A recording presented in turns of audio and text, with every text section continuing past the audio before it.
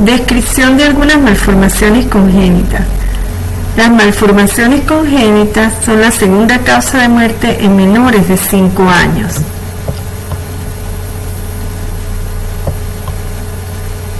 Mi embrión vieron tus ojos y en tu libro estaban escritas todas aquellas cosas que fueron luego formadas sin faltar una de ellas. Salmo 139, 16. Los defectos congénitos se definen como anomalías funcionales y estructurales del embrión o feto derivadas de factores presentes antes del nacimiento. Tal alteración puede no ser aparente en el recién nacido y solamente manifestarse tardíamente. Entran en esta definición los defectos dismórficos, así como también las deficiencias mentales y sensoriales. La etiología de los defectos congénitos en un 50% es desconocida, 20 a 30% es por anomalías multifactoriales, 7.5% por alteraciones monogénicas, 6% por alteraciones cromosómicas y 5 a 10% por factores teratógenos. El estudio ECLAN es un programa de investigación clínica y epidemiológica de las anomalías congénitas del desarrollo en nacimientos hospitalarios latinoamericanos. Fue creado por el profesor Dr. Eduardo Castilla como un programa de investigación clínica y epidemiológica de las anomalías congénitas en hospitales latinoamericanos, usando una metodología caso-control. En este trabajo, la descripción de las malformaciones, así como las imágenes, fueron tomadas del navegador de anomalías congénitas y de Elementos of Morphology del American Journal de Medicina y Genética del 2009. En un estudio elaborado según metodología caso-control en el Hospital Central de San Cristóbal, Estado Táchira, Venezuela, entre abril y agosto de 2005, se registraron un total de 76 nacidos vivos y muertos mayores de 500 gramos con malformaciones congénitas, encontrando malformaciones del sistema nervioso, genitourinario, extremidades, nevos de la oreja, defectos de pared abdominal, labio leporino y paladar hendido, anomalías de facies y ojo. De acuerdo a esto, seguiremos el presente estudio. Las malformaciones del sistema nervioso central podemos tomar en cuenta, entre muchas otras, la anomalía denominada anencefalia, que es una malformación congénita caracterizada por ausencia total o parcial de la bóveda craneana, el cuero cabelludo y el cerebro, o reducción de este a una pequeña masa. La acrania es indistinguible clínicamente de la anencefalia. Es holoacrania cuando involucra el foramen magnum y meroacrania cuando no lo involucra. Caso de holoacrania, caso de meroacrania. Debemos describir ausencia de la bóveda craneana, si es total, si es parcial, si involucra o no al foramen magnum, si en el cuero cabelludo se encuentra presente, si está ausente, si está total o parcial esta ausencia. El cerebro, si es ausente, si es una pequeña masa dentro del defecto craneal o si sale a través del defecto craneal. Aquí observamos que sale a través del defecto craneal, se denomina esencefalia, mientras que en el caso de la holoacrania, en este caso observamos que no sale la masa del defecto craneal y que el defecto involucra toda la bóveda craneana, incluyendo al orificio magnum, mientras que en la meroacrania no involucra al orificio magnum, es un defecto parcial, observamos el cuero cabelludo y el cerebro dentro del defecto. Malformaciones de la forma del cráneo, tenemos la braquicefalia. Observamos que el índice cefálico es mayor del 81%.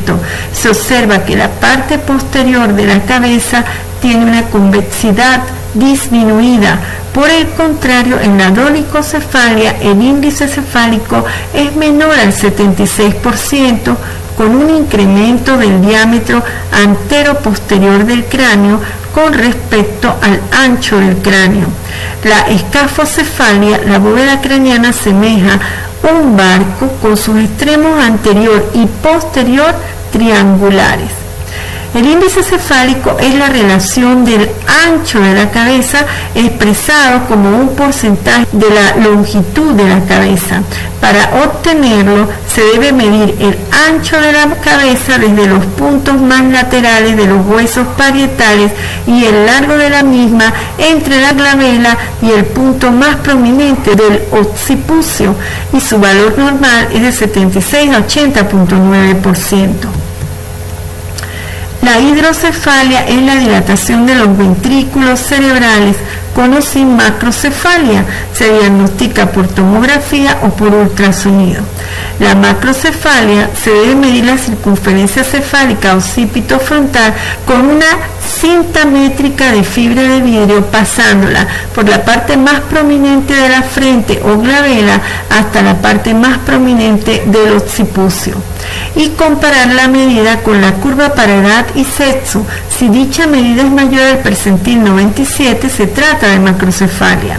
En el caso de la microcefalia, esta medida es menor al percentil 3 para la edad y el sexo, y se describe una disminución de la medida del cráneo acompañada de una notable inclinación posterior de la frente. Los defectos de disgrafia espinal son el meningocele, mielomeningocele, mielosquisis. En el meningocele encontramos un saco cubierto de piel que incluye meninges y líquido cefalorraquídeo. El mielomeningocele es un saco cubierto de piel, la cual puede estar rota o parcialmente epitelizada, seguido de meninges, y dentro del saco está tejido nervioso, médula y raíces nerviosas junto con líquido cefalorraquídeo. En la mielosquisis no hay un saco, sino la médula espinal está abierta. Observamos raíces nerviosas o médula incorporadas a la pared de la bolsa. La piel es de aspecto anormal. Debemos describir el nivel de la lesión, si es cervical, torácica, lumbar, sacra o combinaciones de estos. Si es un saco que contiene meninges y líquido tipo meningocele, o si es una espina bífida abierta con exposición de la médula. Se debe escribir espina bífida y no escribir mielomeningocele en base a la observación clínica, a menos que se tenga un informe de neurocirugía o de patología. No se deben usar abreviaturas. El aspecto se debe identificar si está cubierto de piel, cubierto de meninges, si es parcialmente epitelizado, roto, rodeado de piel angiomatosa, y la extensión, la longitud en centímetros por el ancho en centímetros. Especificar la presencia o no de hidrocefalia y si hay movilidad o no de miembros inferiores. Caso 1. Espina bífida abierta torácica con hidrocefalia, espina bífida abierta lumbar con hidrocefalia, espina bífida abierta dorsolumbar, espina bífida lumbar abierta rodeada por piel angiomatosa, gran espina bífida abierta que se extiende desde la región torácica hasta la región sacra. Espina bífida cervical cubierta de piel angiomatosa sin hidrocefalia tipo meningocele, saco cubierto de piel angiomatosa sin hidrocefalia tipo meningocele, espina bífida lumbar cubierta por piel angiomatosa sin hidrocefalia y espina bífida sacra cubierta por piel parcialmente atrófica, espina bífida lumbosacra parcialmente epitelizada con hidrocefalia y cráneo raquisquisis que se extiende desde la región cervical hasta la región lumbar. Las espinas bífidas cubiertas de piel tipo meningocele tenemos espina bífida lumbosacra cubierta por piel, espina bífida cervical, defecto cubierto por piel, espina bífida dorsolumbar cubierta por meninges, espina bífida sacra cubierta por piel angiomatosa y espina bífida sacra cubierta por piel parcialmente atrófica. Malformaciones del sistema genitourinario. Clictorquidia, ausencia del descenso de un testículo o de ambos testículos. Indicar cuál es el testículo no palpable, derecho, izquierdo o bilateral. El tamaño del testículo palpable, si el escroto es un escroto rugoso o es un escroto hipoplásico, la longitud del pene, presencia de tumoración en el conducto inguinal afectado. Observar y describir en el caso de hipospadia el sitio de apertura por donde sale la orina, es decir, la apertura del meato, si es balámica, glandular o coronal,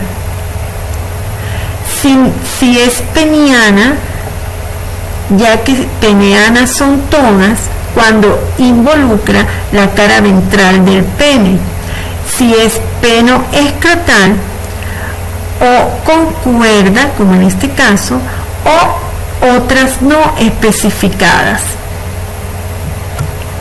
En los genitales ambiguos o sexo indeterminado, intentar describir lo que observamos. En este caso 1, pene pequeño, un escroto bífido, meato parece localizado en la base del pene en la unión con el rafe escrotal. Aquí un escroto bífido, ambos sacos separados por el cuerpo del pene que parece estar enterrado en el surco. En este caso, aparente hipertrofia del clítoris, labios menores pequeños, introito vaginal estrecho. Las extremidades. Polidactilia, debemos describir la mano o pie afectado, derecho, izquierdo o bilateral, identificar el dedo duplicado, el dedo en el cual está implantado el dedo extra, si es el segundo, tercero, cuarto, quinto, o si es un dedo pulgar o un alus, el nivel de implantación, si es la falange proximal, mediano distal, y si el dígito extra, indicar si está totalmente formado, funcional e independiente, o si es un dígito mínimo, pedunculado, no completamente separado o no articulado, no funcional. En la polidactilia preaxial, en este caso de mano, la duplicación es del dedo pulgar. Aquí observamos otra polidactilia preaxial.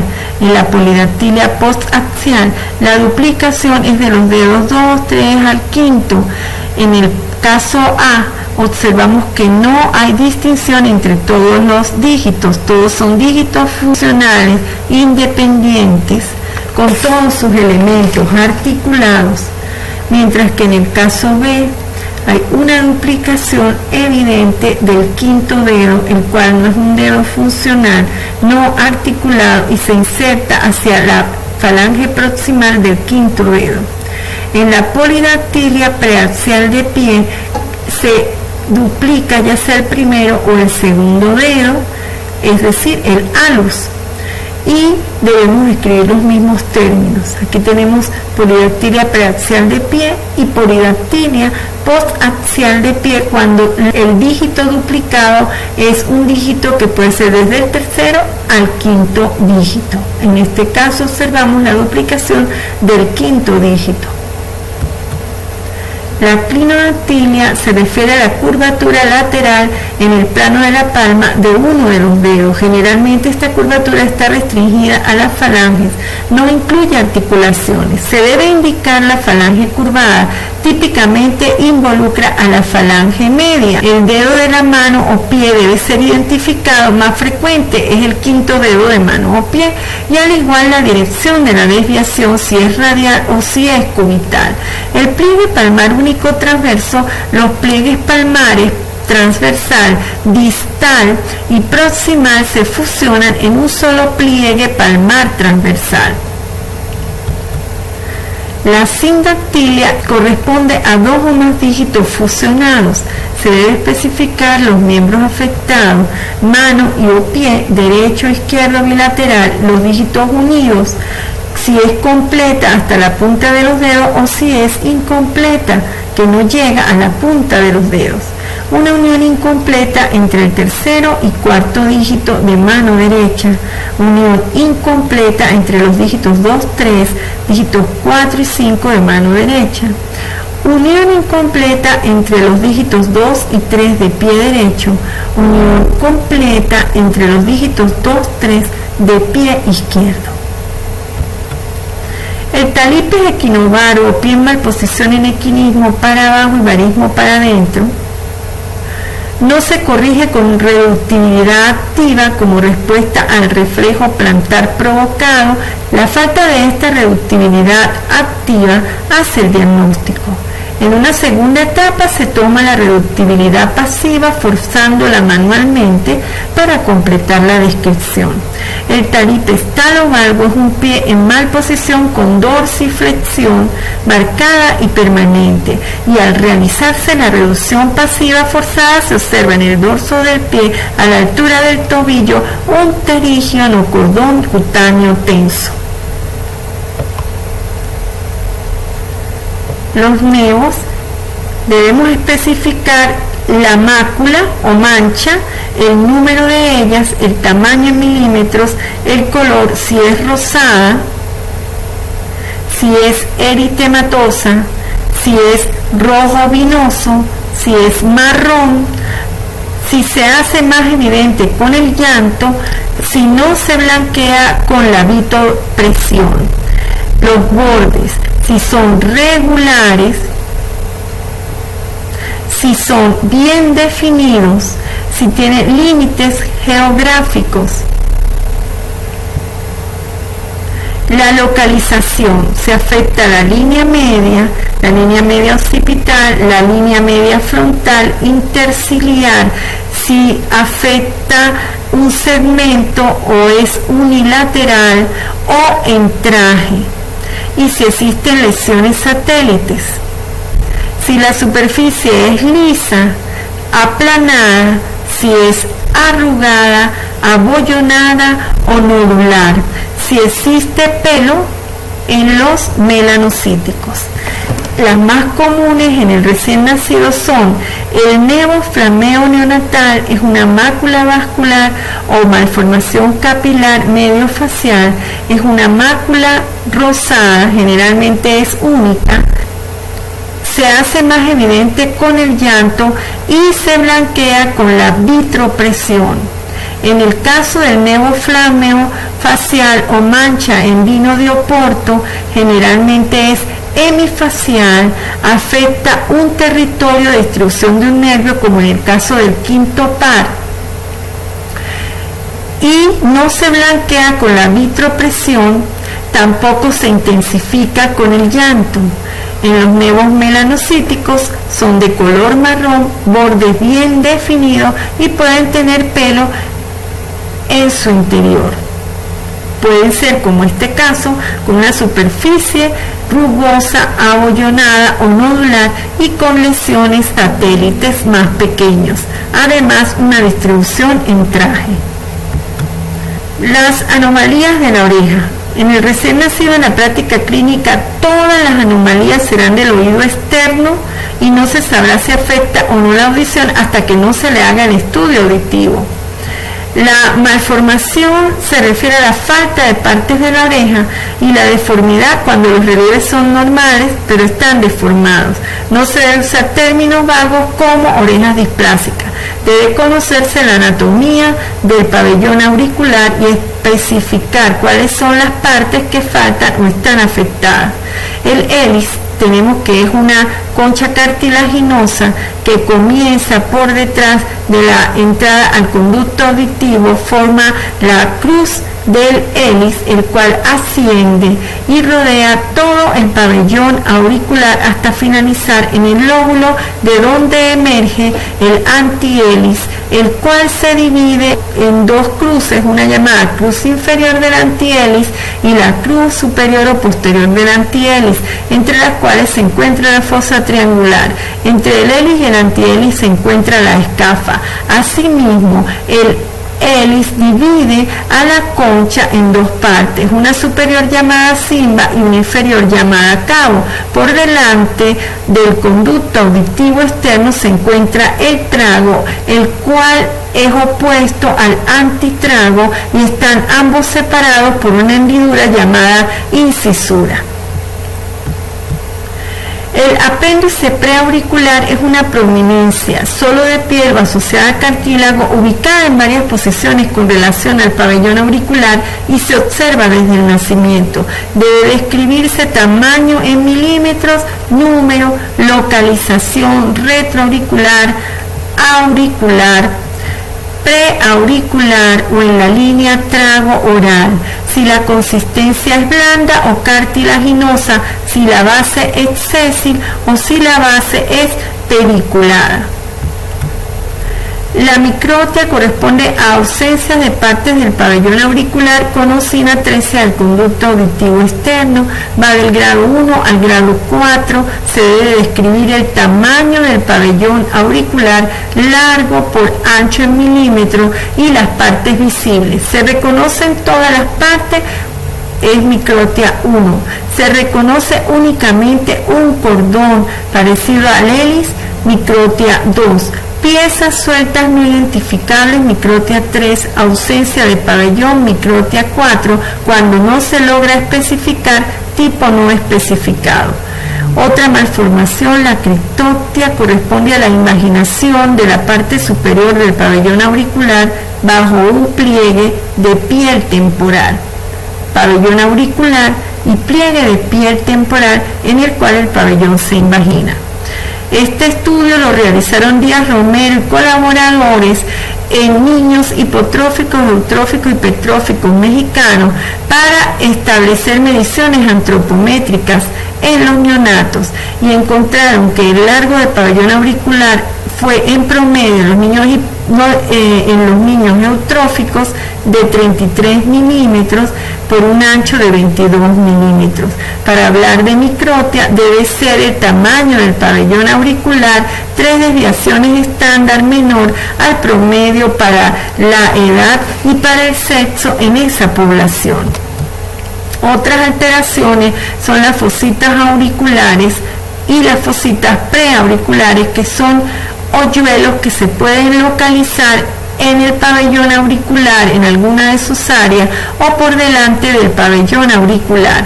Debe especificarse el lugar donde se ubica, si es auricular, cuál es la parte afectada, preauricular, exactamente en qué sitio se encuentra, si es anterior a la inserción del oído o delante del trago. Otra malformación, la oreja en copa, se observa oreja protruida lateralmente con ausencia del pliegue antihélico y de la cruz superior e inferior del antihélice, indicar el lado derecho o izquierdo. Ausencia focal de la oreja, se observa parte de la oreja ausente, deben señalarse las partes que faltan.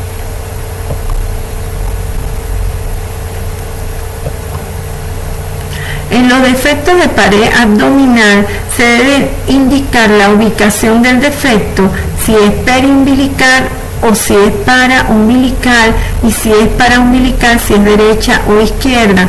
La inserción del cordón umbilical, si es en el centro de las asas o si es adyacente a las asas, y la membrana que lo recubre, si está presente o si está ausente, y las estructuras que contiene.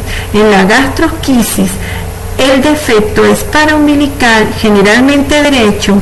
La inserción del cordón umbilical es adyacente a las asas intestinales, no presenta membrana que lo recubra y se observan las estructuras. Mientras que en el onfalocele el defecto es periumbilical, el cordón umbilical sale del centro de las asas intestinales y está recubierto por membrana. Otro defecto de la pared abdominal es la deficiencia de musculatura abdominal. El labio leporino y paladar hendido debemos describir en este caso si la hendidura afecta al labio, se afecta a la encía, al paladar óseo y al paladar blando, se afecta al labio superior o al labio inferior, y si la afección en el labio superior es derecha, es izquierda, es medial o si es bilateral, si a su vez es completa o incompleta. Igualmente en la encía, si es derecha, izquierda, si es media o si es bilateral, y en el paladar óseo, si es derecho, izquierdo, que es el paladar que está por delante del agujero incisivo o paladar primario, y en el paladar blando si la abertura es parcial o si es total o si afecta la úvula. Aquí tenemos labio hendido, labio superior, unilateral derecho incompleta, labio superior unilateral derecho completa, labio superior unilateral izquierdo incompleta, labio superior bilateral incompleta, labio superior bilateral completa porque llega a la nariz, en este caso hendidura de paladar blando que afecta solo la úvula, o sea, es hendidura de úvula. Hendidura del labio superior medial incompleta, hendidura del labio superior medial completa e hendidura del labio superior medial que se complementa con nariz bífida. Hendidura del labio superior izquierda completa que se continúa con hendidura de encía izquierda, hendidura de paladar primario izquierda y hendidura de paladar posterior total. Hendidura del labio superior derecha completa, hendidura de encía derecha, hendidura de paladar primario derecha y paladar secundario o paladar blando total, incluyendo a la úvula. Hendidura del labio superior completa bilateral, hendidura de encía bilateral, hendidura de paladar primario y hendidura de paladar blando completa afectando la úvula. En este caso, hendidura de paladar blando exclusivamente. No hay hendidura de paladar primario, ni de encía, ni de labio. Malformaciones de facies y de ojo. De determinar el tamaño del reborde orbitario, si el globo ocular está ausente o presente, si es extremadamente pequeño, el diámetro corneal en milímetros, si el ojo afectado es el derecho, el izquierdo o si es bilateral. Describir los anexos, la longitud de las fisuras palpebrales, la función elevadora del párpado superior, si está ausente o si está presente, y si los ojos afectados son el derecho o el izquierdo o si es bilateral.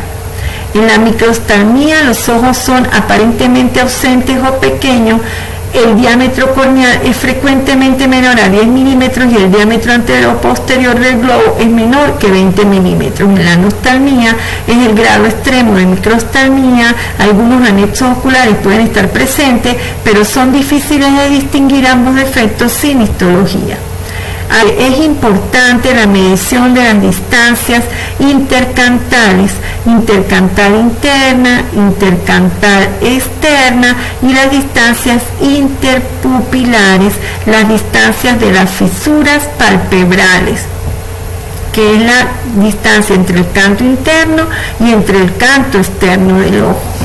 Un estudio realizado por Kulkarni y colaboradores en la India permitió establecer los promedios de estas distancias para niños hindúes y ellos encontraron que en recién nacidos de 40 semanas el promedio de la distancia intercantal externa fue de 64.4, en niños de 40 semanas el promedio de la distancia intercantal interna fue de 19,5 milímetros y la distancia interpupilar ellos utilizaron una fórmula para calcularla y encontraron que fue de 38,6 milímetros. Para hablar de ojos ampliamente espaciados entre sí o hipertelorismo, se debe hablar de que hay un incremento de la distancia interpupilar mayor a 2 desviaciones estándar por arriba del promedio o por arriba del percentil 97. ojos muy próximos entre sí o hipotelorismo, disminución de la distancia interpupilar menor a 2 desviaciones estándar o por abajo del percentil 3. Debe ser diagnosticado por medición de la distancia interpupilar en milímetros cuando se descarta estrabismo. La medición de la distancia interpupilar es difícil en los neonatos. Previamente se debe evaluar la alineación de los ojos utilizando el reflejo corneal para evidenciar si existe o no estrabismo. ¿Cómo? Usando una linterna de bolsillo se hace resplandecer la luz en los ojos del neonato, se observa la posición del reflejo de la luz sobre la superficie corneal de los ojos. El reflejo de la luz debe estar en el centro de la pupila de ambos ojos. Se anota si el reflejo de la luz está centrado en un ojo y está temporalmente desplazado en el otro, que se llama esotropia, o si está centrado en un ojo y desplazado nasalmente en el otro, como observamos aquí, y eso se denomina exotropia. Se describe si el ojo afectado es el derecho o el izquierdo y se hace el diagnóstico de estrabismo, no pudiendo utilizar en este caso la distancia interpupilar, sino las distancias intercantales, y se recomienda que se usen tanto la distancia intercantal interna como la distancia intercantal externa.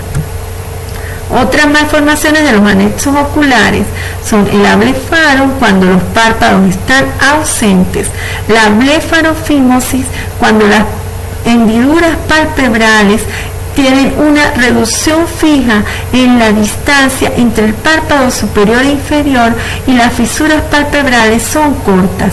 El ojo afectado debe describirse si es unilateral, si es bilateral. En la hendidura de párpado se debe describir que hay pérdida de continuidad, ya sea en el párpado superior o en el párpado inferior, si es central o si es lateral, y el ojo afectado. Y en el anquilobléfaron corresponde a la fusión parcial de las márgenes del párpado superior e inferior por una o varias bandas de tejido. El epicanto es un pliegue de piel que comienza en la cara medial del párpado superior, se arquea hacia abajo y pasa anterior y lateral al canto interno.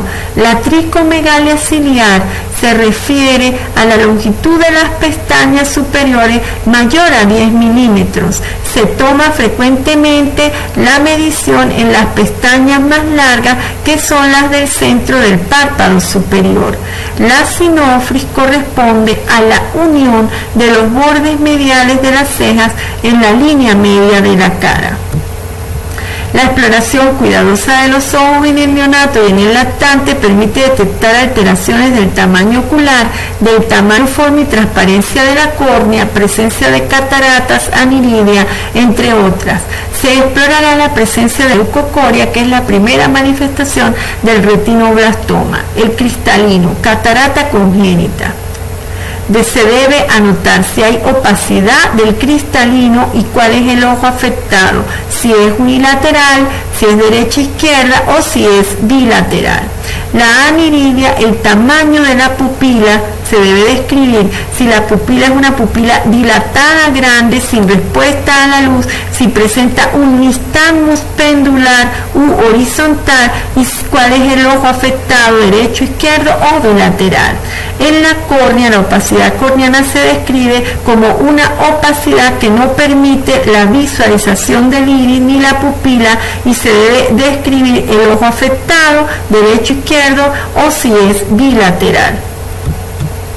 La toxis palpebral corresponde a la disminución de la apertura ocular. Se debe evaluar si la apertura ocular es espontánea, si requiere maniobras para lograr la apertura, cuál es el ojo afectado, unilateral, izquierdo, derecho o bilateral. Aquí observamos que ambos ojos están afectados, pero está más afectado el ojo del lado izquierdo. La cristoftalmía corresponde a un ojo no visible cubierto por piel. Se debe describir cuál es el ojo afectado, derecho o izquierdo o bilateral. En la asimetría facial sin defectos, la comisura labial del lado afectado es desviada hacia el lado sano. Igualmente, en este caso lo podemos observar. La micronactia corresponde a un tamaño reducido total de la mandíbula, tanto del ancho como de la longitud de la mandíbula, y la retronactia es la posición posterior del maxilar inferior con respecto al plano de la cara cuando se observa de perfil. Las malformaciones congénitas son un grupo de alteraciones que no pueden pasar desapercibidas en nuestro medio, ya que representan una carga importante de mortalidad, morbilidad y discapacidad en la población infantil y se ven directamente impactadas por el manejo que les dé el equipo de salud. Porque tú formaste mis entrañas, me hiciste en el vientre de mi madre, te alabaré porque formidables, maravillosas son tus obras. Estoy maravillado y mi alma lo sabe muy bien.